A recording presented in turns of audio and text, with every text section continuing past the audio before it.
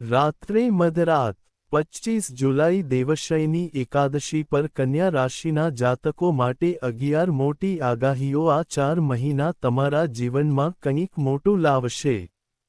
હા મિત્રો, વૈદિક માન્યતા અનુસાર ભગવાન વિષ્ણુ આ દિવસે યોગ નિદ્રામાં પ્રવેશ કરે છે જે ચાતુર્માસની શરૂઆત દર્શાવે છે। આ સમય આત્મનિરીક્ષણ, સંયમ અને શુભ કાર્યોનો સમય માનવામાં આવે છે। આ એકાદશી કન્યા રાશિના જાતકો માટે ઘણા સકારાત્મક સંકેતો તરફ ઇશારો કરી રહી છે। કન્યા રાશિના જાતકોને ભગવાન વિષ્ણુ અને દેવી લક્ષ્મીના વિશેષ આશીર્વાદ પ્રાપ્ત થશે। તેમને દરેક પ્રયાસમાં સફળતા અને નસીબ મળશે। કન્યા રાશિના લોકો પણ દયાળુ રહેશે। 0 કલાક 1 મિનિટ 1 સેકન્ડ।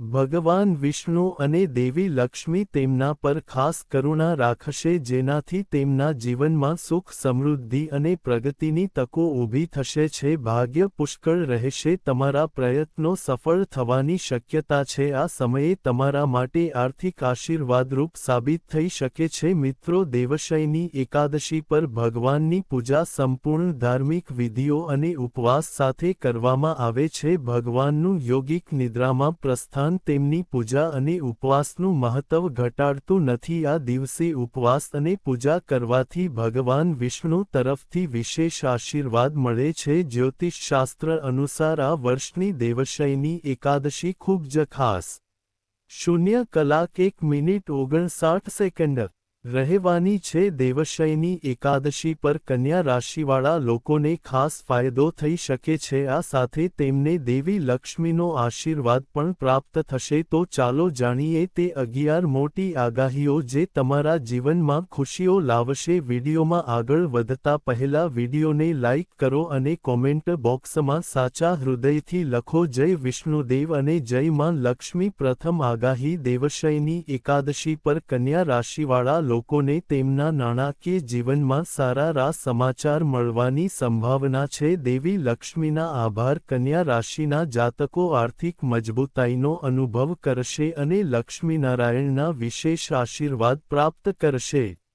0 કલાક 2 મિનિટ 58 સેકન્ડ લાંબા સમયથી ચાલી આવતી નાણાકીય મુશ્કેલીઓ દૂર થશે, જેનાથી તમારી નાણાકીય સ્થિતિ મજબૂત થશે। કન્યા રાશિના જાતકોની નાણાકીય સ્થિતિમાં સુધારો થશે। પૈસા સંબંધિત સમસ્યાઓનો ઉકેલ આવશે। અટવાયેલા પૈસા પાછા મળશે। કોઈ તમારા જીવનમાં પ્રવેશ કરશે અને દેવી લક્ષ્મી તમારા પર પોતાના આશીર્વાદ વરસાવશે। બીજી આગાહી, કન્યા રાશિના જાતકોને દેવશયની એકાદશી પર કારકિર્દીમાં નોંધપાત્ર સુધારો જોવા મળી શકે છે। નવી તકો ઊભી થશે અને નવું સાહસ શરૂ કરવાની તકો મળશે। તમારા માટે સમય અનુકૂળ રહેશે। નોકરી અને વ્યવસાયમાં રહેલા લોકોને પ્રગતિની નવી તકો મળશે। જો 0 કલાક 3 મિનિટ 55 સેકન્ડ તમે નવો ધંધો કે કોઈ નવું કાર્ય શરૂ કરવા માંગતા હો તો આ સમય ખૂબ જ અનુકૂળ છે અને સફળતા લાવશે। ભગવાન વિષ્ણુ અને દેવી લક્ષ્મીના આશીર્વાદથી તમારા જીવનમાં સુખ અને સમૃદ્ધિ વધશે। ત્રીજી આગાહી, દેવશયની એકાદશી પર ભગવાન વિષ્ણુના આશીર્વાદથી કન્યા રાશિના લોકોના પારિવારિક જીવનમાં પરસ્પર સુમેળ સુધરશે। જૂના ઝઘડા દૂર થશે અને ઘરમાં સુખ, શાંતિ અને સકારાત્મક વધશે। પરિવારના સભ્યો વચ્ચે આત્મીયતા વધશે અને એકબીજા પ્રત્યે સહકારની ભાવના વધુ મજબૂત બનશે। જો ઘરમાં લાંબા સમયથી કોઈ સંઘર્ષ કે તણાવ હતો તો તે સમાપ્ત થશે। નાણાં કે સમસ્યાઓ ઓછી થવાથી પરિવારની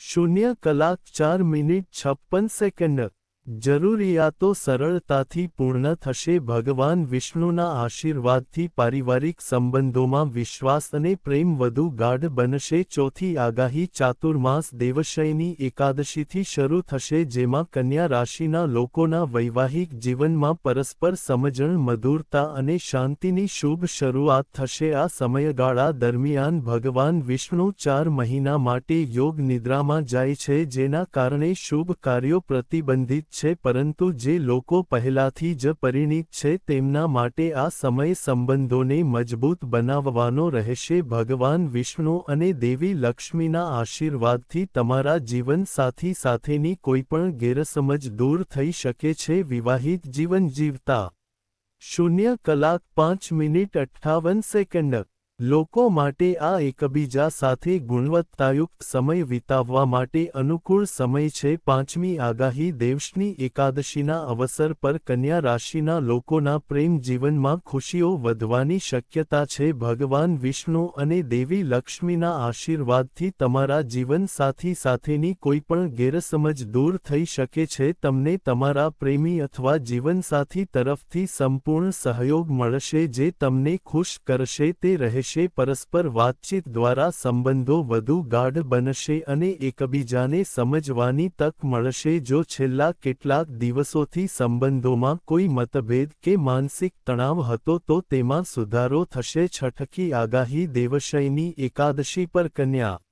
0:07:00 રાશિના લોકોનું સ્વાસ્થ્ય સામાન્ય અને સારું રહેશે. તેમને માનસિક શાંતિ અને જૂની સમસ્યાઓથી રાહત મળશે. મન શાંત રહેશે અને જૂના તણાવ ઓછા થશે. ઉપવાસ અને સાત્વિક આહાર પાચનતંત્રમાં સુધારો કરશે. છેલ્લી આગાહી દેવશયની એકાદશી પર કન્યા રાશિના લોકો માટે શિક્ષણ અને જ્ઞાનના ક્ષેત્રમાં સકારાત્મક ફેરફારો થશે. નવી તકો અને અનુકૂળ પરિણામોની શક્યતા છે. આ સમય દરમિયાન કન્યા રાશિના વિદ્યાર્થીઓ બુદ્ધના પ્રભાવ હેઠળ તેમની મહેનતનું સંપૂર્ણ ફળ મેળવી શકે છે અને બૌદ્ધિક વિકાસનો લાભ મેળવી શકે છે. વિદ્યાર્થીઓ તેમના અભ્યાસ પર ધ્યાન કેન્દ્રિત કરશે અને તેમની એકાગ્રતા વધશે.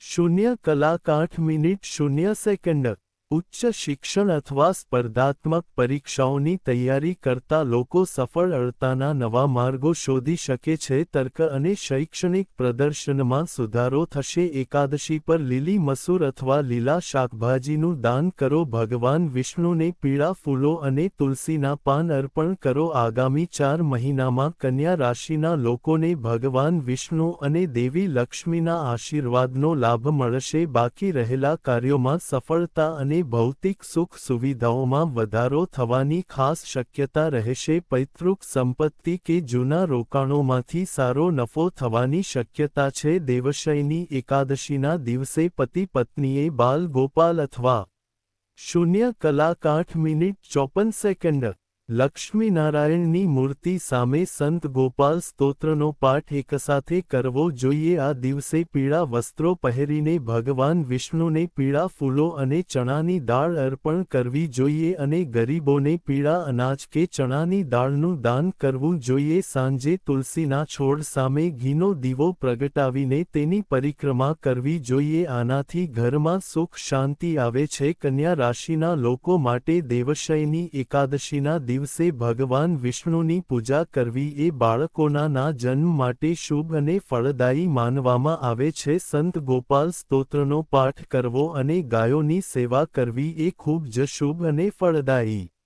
0:09:46 માનવામાં આવે છે.